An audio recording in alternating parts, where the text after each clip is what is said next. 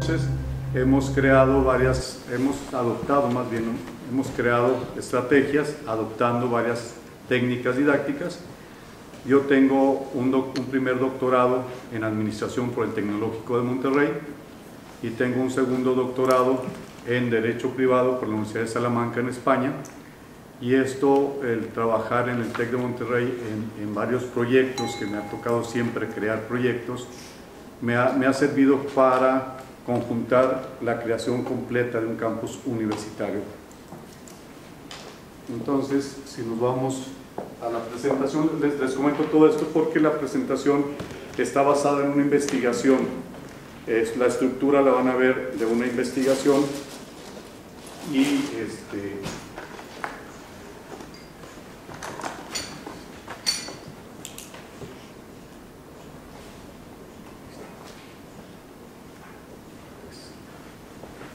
esta es la primera etapa del campus, es un arco falso maya. Y el método de casos, para cada una de las carreras que ofrecemos, hemos adoptado una técnica didáctica. En el caso de la carrera de Administración Hotelera, adoptamos la técnica didáctica de aprendizaje basado en proyectos, porque ellos terminan un año, son 3 años en la universidad, y el último año hacen una estancia en un hotel. La técnica didáctica de casos la hemos adoptado para la carrera de Derecho, pero como antecedente les puedo comentar que en el 2008 en México se reforma todo el sistema penal, todo lo que es la justicia penal, y se dan 8 años para que se capaciten todos los estados en materia penal, y en 2016 ya inicia formalmente en todo el país, que son realmente los juicios orales. Esto también abarca todos los juicios orales. Entonces, la investigación consiste en una introducción, un objetivo, un método, un desarrollo, que es la técnica didáctica, los resultados y las conclusiones. El nuevo sistema de justicia penal acusatorio requiere una respuesta rápida por parte de las universidades. Es decir, lo que yo les voy a presentar son las herramientas, no les voy a presentar la parte técnica del procedimiento penal, ni civil, ni administrativo, sino cómo las universidades tenemos que hacer frente a este cambio en forma rápida para que los egresados sean capaces de enfrentar la vida laboral en ese entorno. Traigo algunas imágenes de la cultura maya. Yo nada más hace rato que Valeria estaba conversando de estas culturas, lo que les podría decir que el conocimiento que tuvieron ellas y que todavía nos lo han pasado de generación en generación, se basa en la observación. No se basa ni en mitos, ni en supersticiones, ni en miedos sobre los astros. Se basa en la observación exacta que fueron capaces de hacer. Si ustedes van un día a Cancún o a la Riviera Maya, verán que tenemos una noche extraordinaria, porque a pesar de que estamos al nivel del mar, el cielo se ve en una forma completa, y la observación que hicieron mis ancestros es la base de las pirámides, que son calendarios, y que cuando baja Quetzalcóatl de la pirámide en Chichén Itzá, simplemente es una predicción de ellos lógicamente estaban muy preocupados por la parte agrícola, porque pues, eran pueblos agrícolas, y es una predicción del año, de cómo va a ser las lluvias, porque si está nublado no se va a ver completamente la serpiente bajando. Si está haciendo mucho sol se va a ver perfectamente la serpiente bajando, y simplemente es una predicción agrícola exacta de toda la observación que ellos hicieron de los equinoccios, de los eclipses. Y los eclipses, perdón Valeria que te contradiga, pero para ellos no era una tragedia.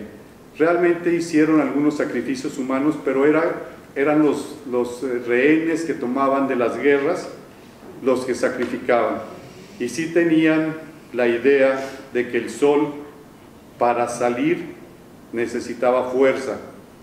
Y una vez que caía, ellos temían que no tuviera la fuerza para volver otro día a levantarse.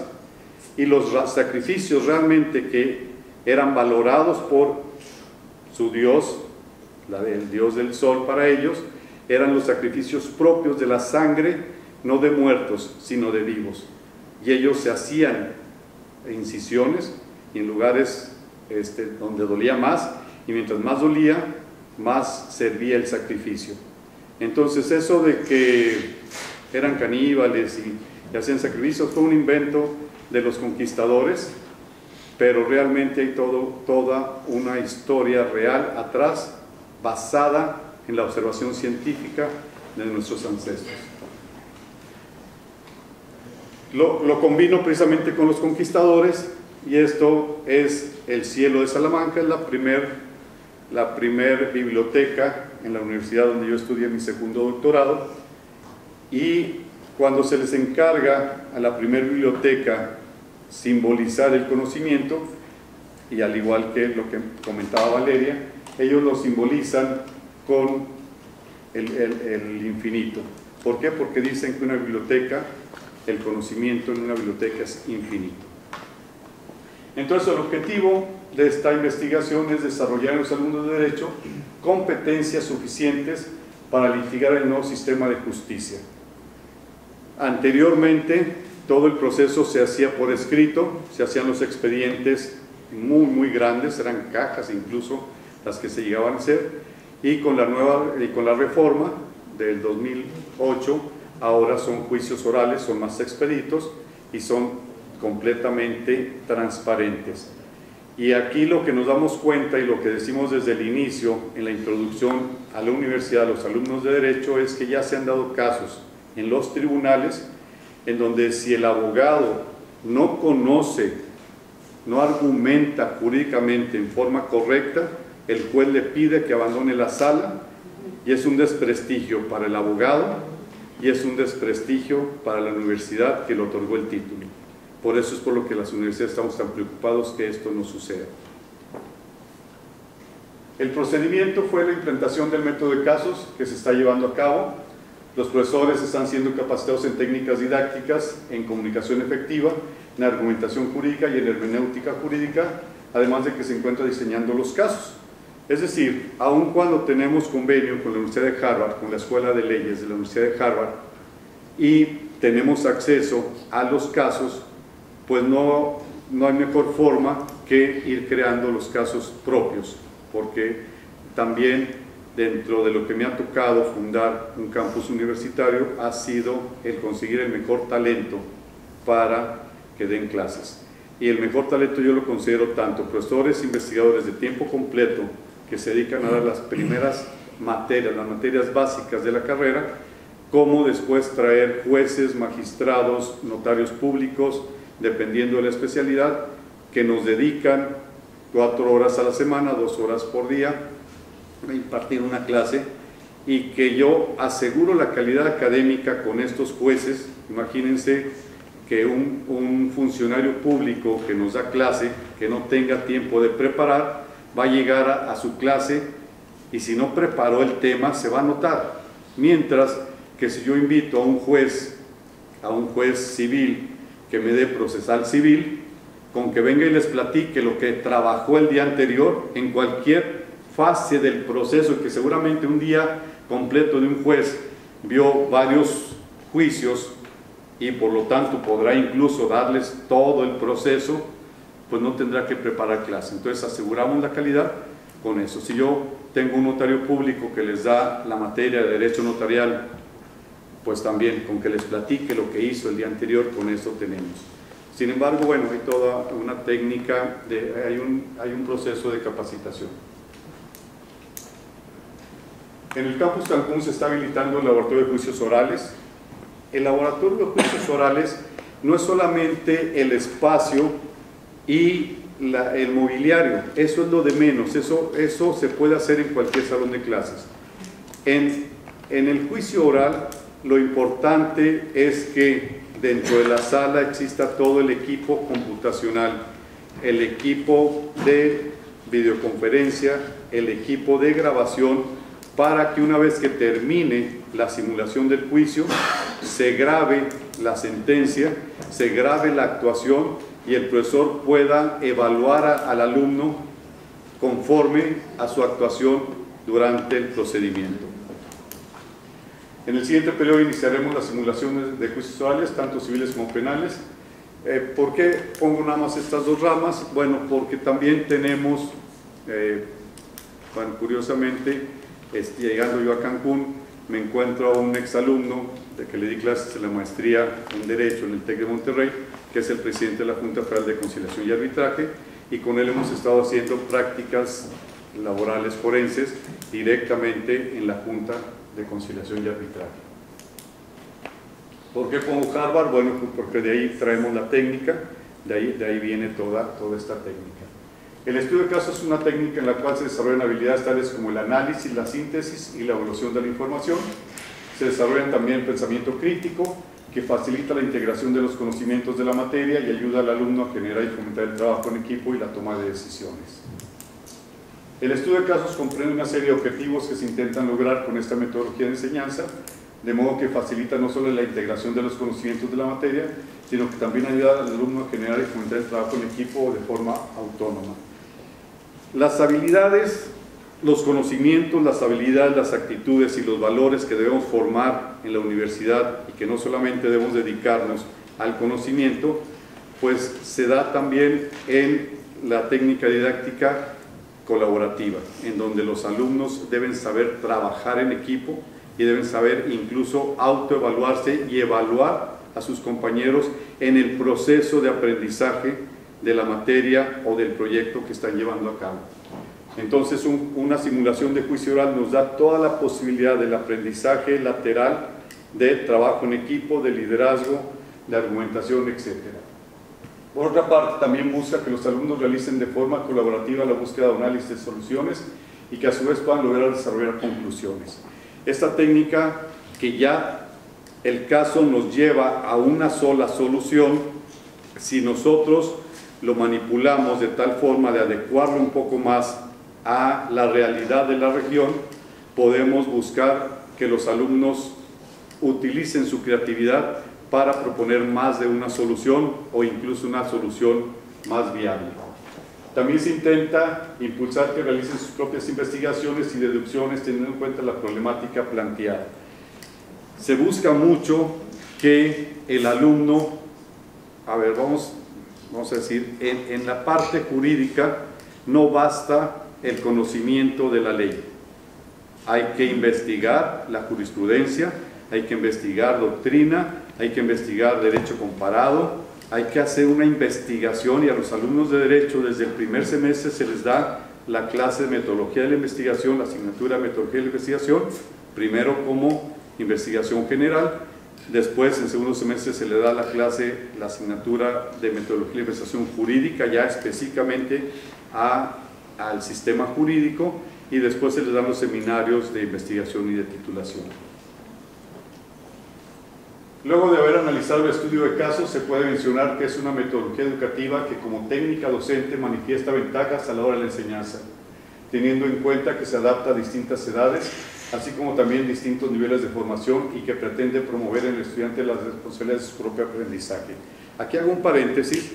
Esta técnica se sigue usando. En el TEC de Monterrey lo que hicimos fue iniciar las técnicas didácticas. Los profesores se certificaron en distintas técnicas: aprendizaje colaborativo, aprendizaje basado en problemas, aprendizaje basado en proyectos y método de casos.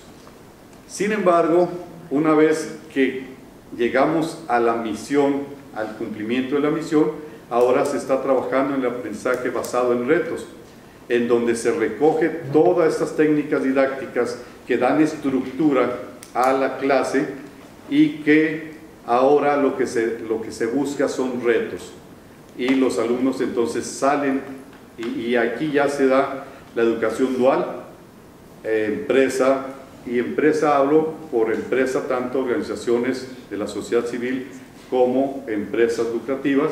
Se da toda la parte de la educación dual, pero se les pone retos a los alumnos que enfrenten y que resuelvan en forma creativa, pero con alternativas de solución viables.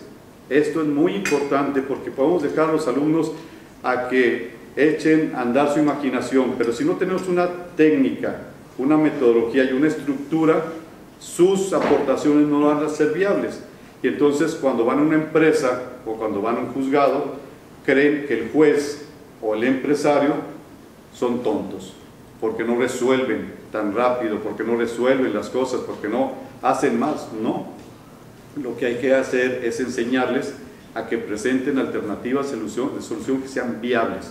Hay que ver todas las variables, no solamente una de la cual podemos atacar. El estudio de casos propone un análisis, comprensión de una situación concreta de forma grupal, teniendo como objetivo que los alumnos debatan ideas. Se forman grupos, ahorita viene la parte de cómo hacemos el juicio. Se forman grupos que representan a la defensa, que representan a la fiscalía y que representan al juzgador. El nuevo sistema de justicia penal, un ejemplo de juicios orales, esto ya se los comenté. Perdón. Este es el nuevo sistema de justicia. En México, como en muchos países, tenemos varios niveles en la impartición de justicia. El primer nivel, que serían los jueces locales, los jueces a nivel del municipio. El segundo nivel, que sería el Tribunal Superior de cada estado, en donde están los magistrados del estado. Y el tercer nivel, que sería la Suprema Corte de Justicia. Aquí yo hago un paréntesis siempre, y cuando me toca capacitar a los profesores en la parte de esta técnica, les comento, también llevamos una capacitación en aprendizaje móvil.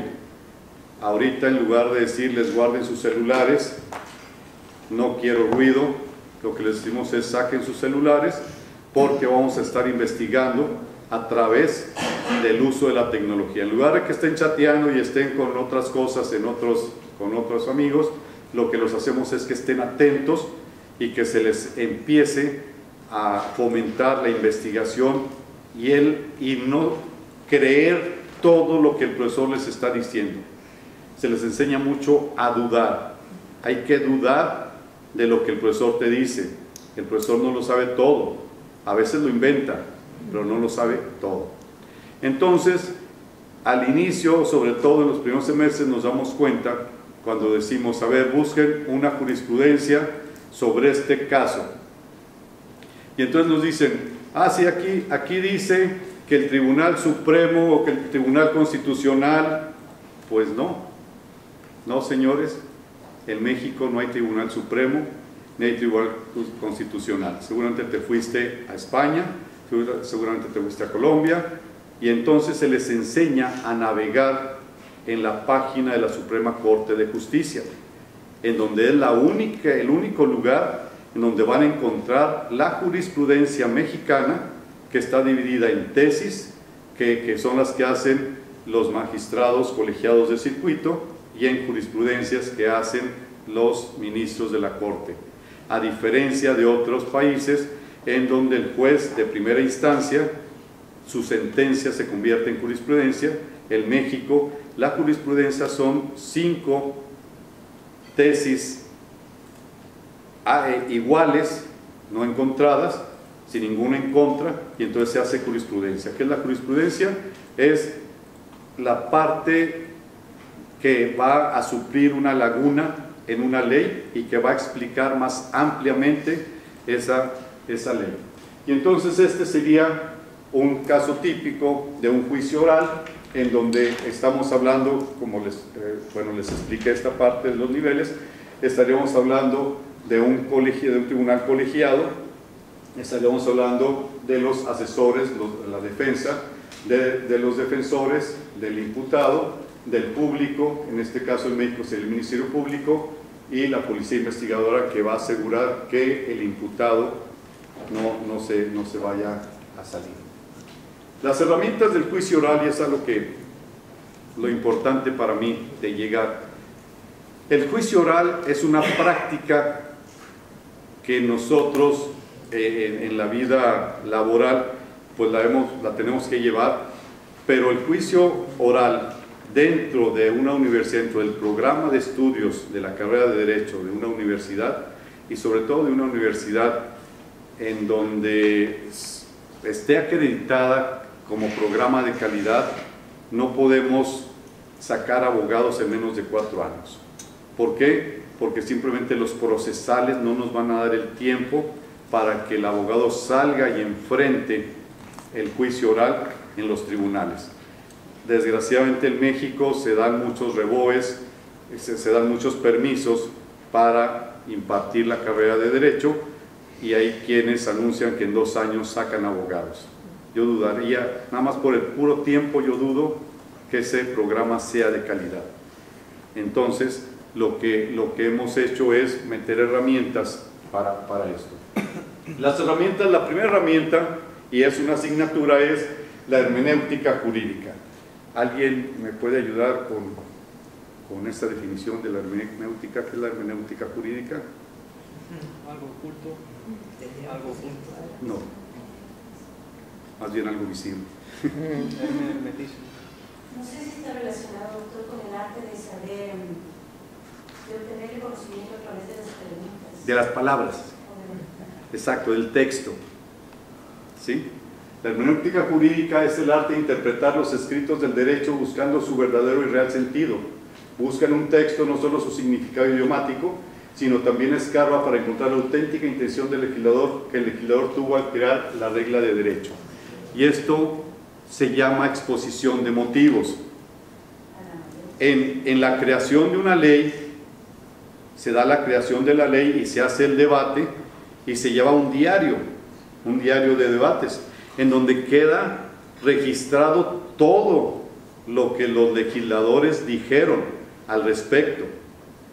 Y una vez que se aprueba el articulado, se extrae de ese diario de debates y se exponen los motivos por los cuales el legislador llegó a esa conclusión.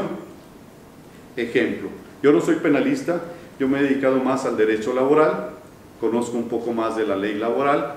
Entonces, el derecho laboral en México nace de la Revolución Mexicana, de la explotación del hombre sobre el hombre, de los hacendados sobre los pobres, en donde trabajaban las tierras propiedad del hacendado, y en donde el hacendado no les pagaba con moneda de curso legal, sino que les pagaba con vales que iban y los cambiaban a una tienda de raya, la cual les ponía los precios que ellos querían, exorbitados, y nunca acababan de pagar la deuda. E incluso la ley civil, bueno, el derecho laboral no existía, el derecho laboral estaba inmerso en el derecho civil, y las deudas contraídas en la tienda de raya se pasaban de padres a hijos, cosa que en la actualidad es impensable que el patrimonio, que la parte del patrimonio en cuanto a las deudas pasen de padres a hijos. Simplemente no se aceptaría la herencia, pero en ese entonces así era, y entonces se volvían esclavos ya no había esclavitud en ese entonces, pero se volvían esclavos de los hacendados.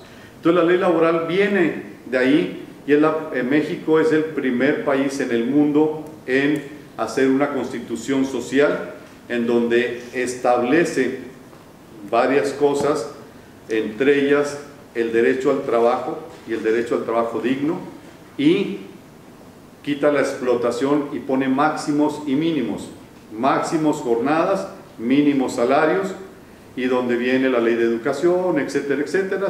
Esta constitución se promulga el 5 de febrero de 1917, pero se lleva 3 años de trabajo en esta constitución, y ahí es donde el espíritu legislador de la ley laboral establece que esta ley ha sido creada para buscar el equilibrio entre los factores de producción, ni más al trabajador, porque los capitales se irían del país, ni más al patrón, porque los trabajadores irán explotados, sino que el espíritu legislador es buscar el equilibrio en las relaciones. ¿Sí me explico?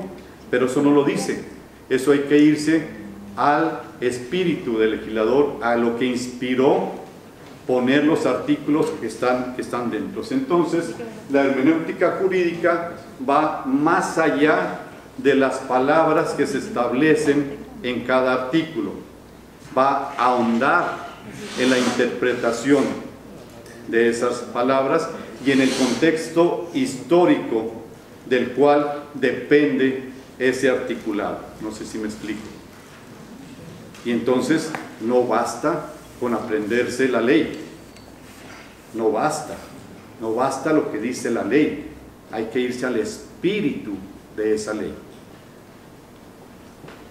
El segundo elemento, la segunda herramienta para la oralidad en los juicios sería la argumentación jurídica. Desde que entran, desde su primer clase, a los alumnos se les hace participar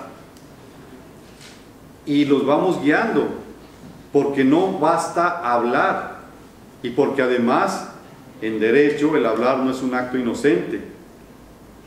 El hablar, como decía Valeria, la palabra crea, la palabra mueve, la palabra es acción. Por lo tanto, lo que salga de mi boca en un juicio tiene que estar argumentado. Si no, mejor no abro la boca. ¿Por qué? Porque al hablar me expongo. Y al hablar, al conversar, los demás saben lo que soy, simplemente a través de mis palabras. El hablar nos identifica, el hablar nos transforma. Y entonces la argumentación jurídica es el conjunto de razonamientos de índole jurídico. Traje a colación mucho de los códices mayas. Estos son mayas. La cultura maya es una cultura muy distinta a las otras culturas mesoamericanas. La cultura maya se caracterizó por la parte científica, la parte artística. El maya llegó a una perfección en las artes extraordinaria.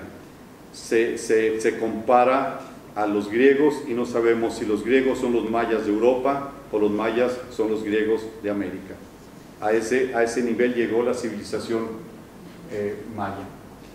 Entonces es el conjunto de razonamientos de índole jurídico que sirven para demostrar, justificar, persuadir o refutar alguna proposición que va encaminada a la obtención de un resultado favorable a favor del litigante y su cliente, sea cual sea, o para la resolución de un caso controvertido por parte del juzgador o tribunal de determinada causa. Les comentamos a los alumnos: levanten la mano los que se van a dedicar a litigar. La levantan algunos, y los demás: no, pues que yo quiero ser juez, yo quiero ser magistrado, yo quiero ser de la Junta de Conciliación y Arbitraje. Pues cualquiera actividad en la actividad jurídica, cualquiera de ellos va a necesitar la argumentación. El abogado defensor para argumentar a favor de su cliente, el fiscal para argumentar en contra o para comprobar la probable omisión o comisión del delito, y el juez tiene que sustentar, tiene que argumentar en forma sustentada su sentencia o lo que tenga que decirle en el juicio. La importancia de utilizar la argumentación jurídica dentro de la práctica forense jurídica es uno de los pilares más importantes dentro de la práctica forense. ¿Alguien sabe por qué es forense? Es una de las preguntas que yo les hago a mis alumnos. De los muertos. Bueno, viene del derecho romano, porque es en el foro. O sea, la práctica en la práctica. ¿Sí me explico? Exacto.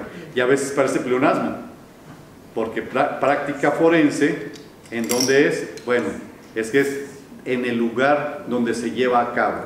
Por eso hicimos una práctica laboral forense, porque el foro fue la Junta Federal de Conciliación y Arbitraje. Si hiciéramos una práctica civil forense, sería en el juzgado civil. El foro es lo que nos va a dar entre jurista y litigante. Bueno, el litigante solamente es el que aplica la ley. El jurista es el estudioso del derecho, es el que va más allá. Y por eso es que dentro de la excelencia de nuestro programa, y aquí hago una aclaración, la excelencia, yo no estoy hablando que mi programa sea excelente, estoy hablando que hemos decidido la excelencia como el camino por el cual andar para lograr el éxito. Y a diferencia de la excelencia, el camino por el cual yo voy a andar para buscar el éxito, y la excelencia, yo puedo decir que voy a buscar ese camino excelente, que sería una de las de lo que se refiere la E, la sigla de la E, la excelencia, y la diferencia del éxito es que el éxito es ajeno. El éxito no nos lo podemos atribuir nosotros. El éxito es la calificación externa que alguien recibe por algún mérito o por alguna acción destacada que ha realizado. Entonces nosotros queremos andar por la excelencia, hemos decidido tener un programa de excelencia. ¿Para qué? Pues para darle todas las herramientas de éxito a nuestros egresados. Bueno, esto me lo voy a saltar porque está muy largo. La tercera, y ustedes seguramente todos han visto programas en la televisión, programas de juicios americanos. Los programas americanos son muy dados a mostrar el procedimiento judicial. Y ustedes han visto al juez, han visto al jurado, han visto a la defensa, han visto al fiscal y han visto cómo se llevan entre ellos. Y luego junto al juez está una silla en donde van los testigos y cada una de las partes, la defensa y el fiscal, interrogan al testigo. Y todo esto, entonces ya dijimos que los que están ahí necesitan dos herramientas: argumentación jurídica y hermenéutica. ¿Cuál será primero? ¿La hermenéutica o la argumentación?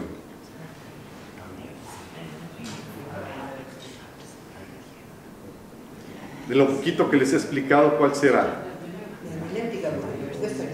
Claro, la hermenéutica va a ser el estudio del cual me va a nutrir para poder argumentar.